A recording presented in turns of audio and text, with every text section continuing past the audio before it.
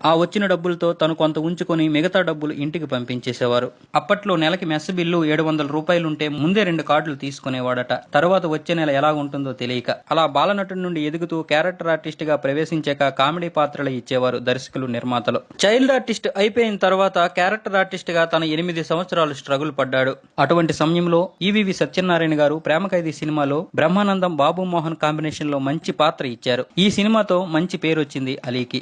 అలాగే ఈవీవి దర్శకత్వంలో వచ్చిన మరో cinema Jambalakidi Pamba cinema shooting gap లో అలీ మరొక లేడీ ఆర్టిస్టు ఎంతచేట అంటూ మలయాళ భాష మాట్లాడుకోవడం విన్న రచయిత దివాకరం బాబుకి ఆ భాష బాగా నచ్చి ఎస్వి కృష్ణారెడ్డి గారి దర్శకత్వంలో ఆ తర్వాత వచ్చిన రాజేంద్రుడు, గజేంద్రుడు సినిమాల్లో ఎస్వి కృష్ణారెడ్డి గారికి చెప్పి మరీ అతన్ని పెట్టించి ఆ భాషని అతనితో మాట్లాడించారు. ఎవరికి అర్థం కాని మలయాళీ భాష మాట్లాడుతూ చివరికి ఎంతచేట అంటూ బ్రహ్మానందాన్ని ఏడ్పించి విపరీతమైన హాస్యాన్ని పుట్టించాడు.